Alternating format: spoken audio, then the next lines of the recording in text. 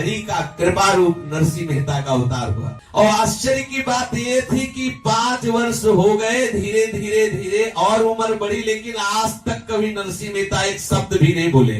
राधा वल्लभ श्री हरिवंश। तो आज हम श्री सद्गुरुदेव भगवान के मुख से सुनेंगे नरसिंह मेहता जी का पावन चरित्र, कैसे वो जन्म से लेकर 8 साल तक की उम्र तक कुछ भी नहीं मुख से बोले और फिर कैसे एक संत की उन पर अद्भुत कृपा हुई। आइए सुनते हैं श्री सद्गुरुदेव भगवान के मुख से। राधा वल्लभ श्री हरिवंश। श्री नरसिंह मेहता जी ऐसी जगह प्रकट हुए जहां बिल्कुल वैष्णवता नहीं है। वैसे इस समय गुजरात में बहुत जोर की भक्ति है, जिधर देखो गुजरात पाओ, क्योंकि ऐसे ऐसे बड़े खम्भ भक्ति के प्रकट हुए जिनको माया हिला नहीं सकती, उनका आज भी प्रभाव। जैसे बंगाल प्रांत महाप्रभु चैतन्य देव की कृपा का आज भी प्रताप, बिल्कुल चाहे वो जैसा मूड हो, लेकिन हरे कृष्ण कृष्ण कृष्ण हरे हरे, जैसे ये हवा चल रही ना तो सबको लग रही, ऐसे संपूर्ण और हमें संपूर्ण विश्व में दिखाई देता हो, चाहे रसियन हो चाहे मेरे हरे कृष्ण। देखो महापुरुषों की कृपा और छाया हुआ है, कृष्ण नाम छाया हुआ, महापुरुषों की बड़ी अद्भुत कृपा होती है। गुजरात बड़ा पावन था उस समय जब नरसिंह मेहता प्रकट हो रहे थे, उस समय गुजरात बड़ा पावन था। उसे पावन करने के लिए श्री हरि का कृपा रूप नरसिंह मेहता का अवतार हुआ। नरसिंह मेहता प्रकट हुए। आपका पूर्ण नाम श्री नरसिंह राम था। मेहता एक सम्मान सूचक शब्द है। मेहता का तात्पर्य मुखिया, ये सम्मान सूचक, ये इनकी जाति नहीं है। मेहता कोई जाति शब्द से इनका संबोधन नहीं है। मेहता अर्थात महान, अर्थात मुखिया, इसलिए प्यार से इनको घर के लोग नरसिंह राम न कह के नरसी कहते हैं। और सम्मान देने के लिए समस्त जगत ने मेहता शब्द का प्रयोग किया, इसलिए इनको नरसिंह मेहता कहते हैं। वैसे इनका पूरा नाम श्री नरसिंह राम था, श्री नरसिंह राम। आदर देने के लिए आगे इन्हें प्यार से मेहता बुलाने लगे, तो नरसिंह मेहता इनको कहा जाता है। धन्य है वो कुल जहां नरसिंह मेहता जन्म लिए। श्री नरसिंह मेहता जी सौराष्ट्र प्रांत में जीर्ण दुर्ग नामक एक अत्यंत प्राचीन ऐतिहासिक नगर है, जिसे आजकल जूनागढ़ कहते हैं। श्री नरसिंह मेहता जी का जन्म लगभग संवत 1470 में इसी जूनागढ़ में एक प्रतिष्ठित नागर ब्राह्मण परिवार में हुआ था। नागर ब्राह्मण परिवार में फिर वहां जन्म वहां हुआ, आके वास जूनागढ़ में हुआ। श्री नरसिंह मेहता जी के पिता का नाम था कृष्ण दामोदर दास और माता का नाम था लक्ष्मी गौरी। श्री लक्ष्मी गौरी जी के 2 पुत्र थे। एक बड़े थे जिनका नाम वैसे बंशीधर था, पर कहते प्यार में बंशीधर थे। जैसे नरसिंह राम नरसिंह मेहता जी का नाम था, ऐसे ही बंशीधर का नाम था बंशीधर, लेकिन प्यार से उन्हें बंशीधर कहते थे।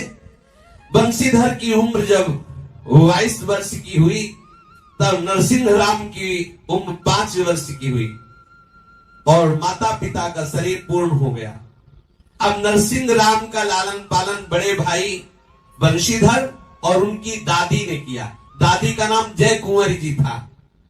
और आश्चर्य की बात यह थी कि 5 वर्ष हो गए, धीरे धीरे धीरे और उम्र बढ़ी, लेकिन आज तक कभी नरसिंह मेहता एक शब्द भी नहीं बोले, जिससे सबको पता चल गया कि ये बच्चा गूंगा है। नरसिंह मेहता जी जब 8 वर्ष की उम्र हुई, तब तक एक शब्द नहीं बोले, तो परिवार के लोग थोड़ा दुखी रहते थे कि इतना सुंदर बालक है लेकिन गूंगा है। सबको पक्का था गूंगा है। इस बात से उनकी दादी जय कुंवरी को बड़ा क्लेश था। वो बराबर इस चिंता में रहती कि मेरे पौत्र की किसी औषधि से, किसी फकीर की कृपा से जबान खुल जाए, बोलने लगे, नहीं तो पता कैसे चलेगा क्या दुख है क्या सुख है, ये बेचारा गूंगा। और नरसिंह मेहता जी गूंगा नहीं थे, अंदर ही अंदर भगवत स्मरण करते और नियम लिए थे कि जब तक गुरु मंत्र नहीं मिलेगा तब तक मैं वाणी बोलूंगा नहीं। जब गुरुजी बोलेंगे जो वही बोलूंगा, नहीं शब्द नहीं उच्चारण करूंगा। इतने बड़े महात्मा, जैसे जन्म से ही गोस्वामी तुलसीदास जी बोले थे राम, जैसे जन्म होते ही श्री रैदास रविदास जी ने एक बूंद भी दूध नहीं पिया जब तक रामानंदाचार्य जी ने आके दीक्षा नहीं दी। दीक्षा दी और कहा आप तब दूध पिया।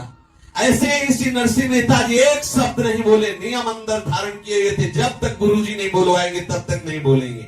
8 वर्ष के हो गए तो उनकी दादी जय कुंवर जी को बड़ा क्लेश हुआ। वो चिंता में रहती कि मेरा पौत्र किसी तरह बोल दे। जय कुंवर जी को पूरा विश्वास था भगवान पर कि मूकम करोति वाचालम पंगुम लंघयते गिरिम यत् कृपातमहं वंदे परमानंद माधवम। क्या नहीं हो सकता भगवान से? ऐसी एक शक्ति एकमात्र भगवान ही है। उनकी पूर्ण श्रद्धा थी जो मेरे पौत्र को भी वाणी प्रदान कर सकते हैं। विश्वास था वो जगत नाथ है, जगत के स्वामी हैं, जो जो भक्त चाहते हैं उनकी चाह पूर्ण करते हैं। तो दादी जय कुंवर जी प्रभु से यही मनाती कि मेरा ये जो पौत्र है, ये मेरा पौत्र बोलने लगे, ये बोलता नहीं है।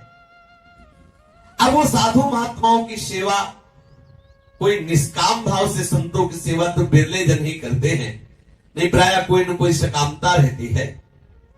और सकामता से भी अगर संत सेवा करे तो लाभ ही होता है, क्योंकि कैसे भी जुड़े अमृत से जुड़ जाए तो अमृत ही हो जाता है। संतों से किसी भी भावना से जुड़े तो संत जिस भावना में होते हैं उनका भाव प्रकाश उसके ऊपर पड़ता ही है। अब श्रद्धा बढ़ने लगी दादी जी की कि संत महात्माओं का आशीर्वाद ही इस बेटे से वाणी प्रकट कराएगा, अर्थात बुलवा पाएगा तो कोई महात्मा ही।